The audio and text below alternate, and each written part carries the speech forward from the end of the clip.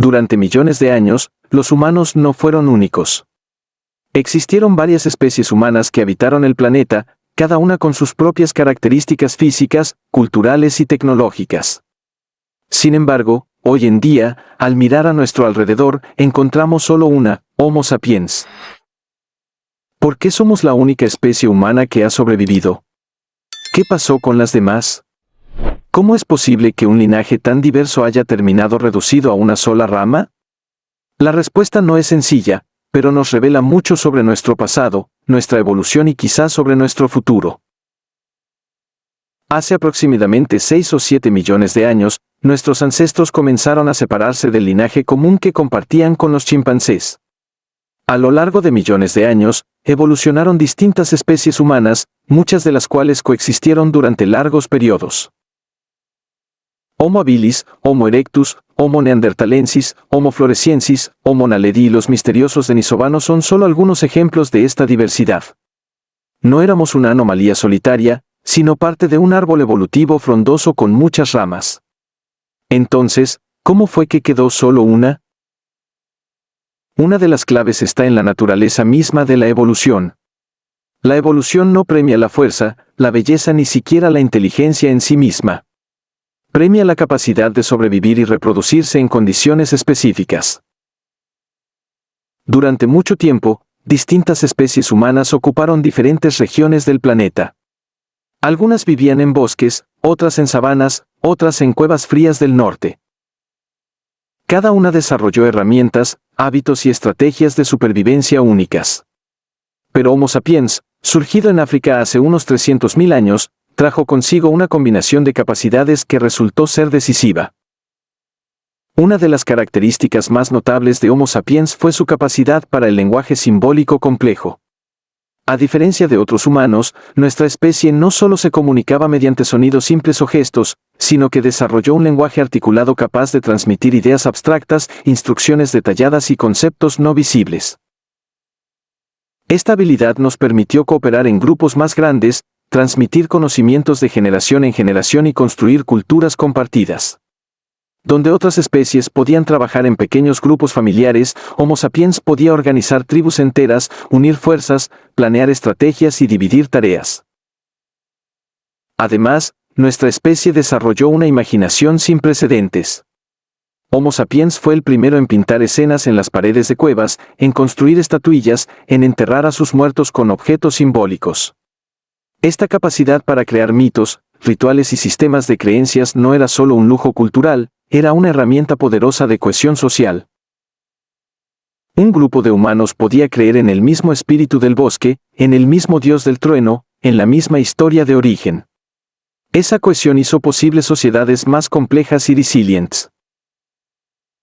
Sin embargo, la historia no se trata solo de habilidades. También hay que considerar los factores externos. El planeta atravesó grandes cambios climáticos durante los últimos cientos de miles de años. Las eras glaciares avanzaban y retrocedían, los ecosistemas se transformaban y con ellos las oportunidades de supervivencia. Algunas especies humanas estaban adaptadas a condiciones muy específicas. Cuando esas condiciones cambiaron, su supervivencia se volvió difícil. Homo neanderthalensis, por ejemplo, estaba perfectamente adaptado al frío de Europa. Pero cuando el clima cambió, su modo de vida quedó amenazado. Homo sapiens, en cambio, mostró una flexibilidad enorme para adaptarse a diferentes entornos, desde las selvas tropicales hasta las tundras heladas. No debemos ignorar otro factor importante, el contacto entre especies. Homo sapiens no se quedó en África. Migró, conquistó territorios y se encontró con otras especies humanas en Europa, Asia y Oceanía. En muchos casos, hubo mestizaje. Hoy sabemos, gracias al análisis genético, que los humanos modernos que no son africanos llevan en su ADN entre un 1 y un 4% de genes neandertales. También llevamos genes denisovanos, sobre todo en poblaciones de Asia y Oceanía. Esto significa que no solo nos cruzamos con otras especies humanas, sino que parte de ellas sigue viva en nosotros. Pero el mestizaje no fue la única forma de contacto. También hubo conflicto. Tal vez Homo sapiens trajo consigo enfermedades nuevas, para las cuales otras especies no tenían defensas. Tal vez compitió más eficazmente por recursos limitados. Tal vez simplemente fue más agresivo. Hay indicios fósiles de violencia, heridas provocadas por herramientas, enfrentamientos. No podemos saber con certeza hasta qué punto fue el conflicto directo una causa de extinción, pero no podemos descartarlo. Lo cierto es que, con el paso de los milenios, una por una, las otras especies humanas fueron desapareciendo. Para el año 10.000 a.C., probablemente ya no quedaba ninguna otra especie humana viva, al menos de forma independiente. Solo quedaba Homo sapiens, el gran superviviente, el conquistador de todos los continentes. Y desde entonces, la diversidad humana ha sido genética, cultural, lingüística, pero no biológica en términos de especie. Solo quedamos nosotros.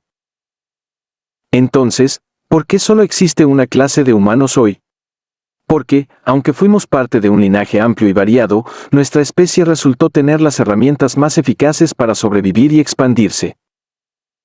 El lenguaje, la cooperación, la imaginación simbólica, la flexibilidad para adaptarse, la capacidad de innovar y aprender, y quizás también una dosis de suerte y de agresividad, nos llevaron a dominar completamente el planeta. Ahora bien, esto no significa que seamos la forma final o definitiva de la humanidad. La evolución no se detiene. De hecho, es probable que sigamos cambiando, aunque no lo notemos en una sola generación. Algunas personas se preguntan si, en el futuro, podrían surgir nuevas especies humanas. Y la respuesta es, en teoría, sí. Si un grupo humano quedara aislado durante miles o millones de años, y si enfrentara condiciones muy distintas, podría evolucionar en una dirección completamente nueva, convirtiéndose eventualmente en una especie distinta. Sin embargo, la globalización, el mestizaje constante y la tecnología actual hacen que esa posibilidad sea remota. Hoy en día, una persona puede nacer en África, mudarse a Asia, casarse con alguien de Europa y tener hijos en América. La mezcla genética es más intensa que nunca. Eso hace que nuestras diferencias se suavicen y que la humanidad tienda a unificar sus características físicas a lo largo del tiempo, no a diversificarlas. Pero también existe la posibilidad de que surjan nuevas especies humanas de otro modo, mediante tecnología.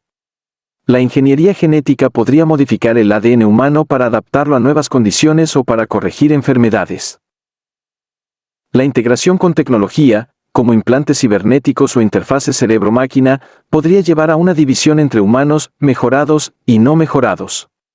Y la inteligencia artificial podría generar entidades tan avanzadas que algunos las considerarían una nueva forma de vida inteligente.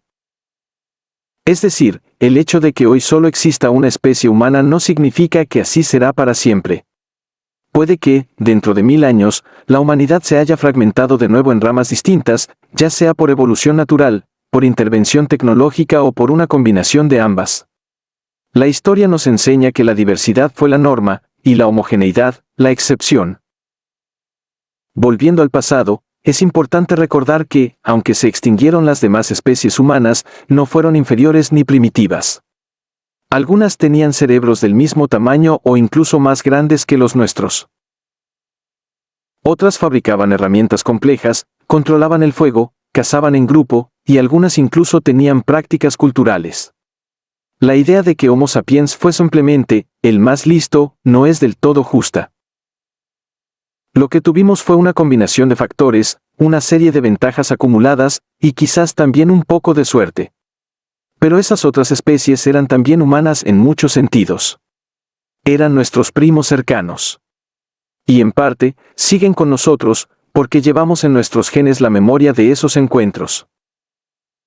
La historia de por qué solo existe una clase de humanos es también una advertencia. Nos recuerda que ninguna especie está garantizada. La supervivencia no es un derecho, es una lucha constante contra el cambio, el ambiente y uno mismo. Somos la única especie humana que queda, pero no somos invulnerables. Cambios climáticos, guerras, pandemias, desastres tecnológicos, cualquier cosa puede cambiar nuestro destino. Por eso, más que preguntarnos por qué solo queda una especie humana, tal vez deberíamos preguntarnos qué haremos con ese legado. ¿Seguiremos dividiéndonos por razas, por culturas, por nacionalidades, cuando en realidad todos pertenecemos a la misma especie?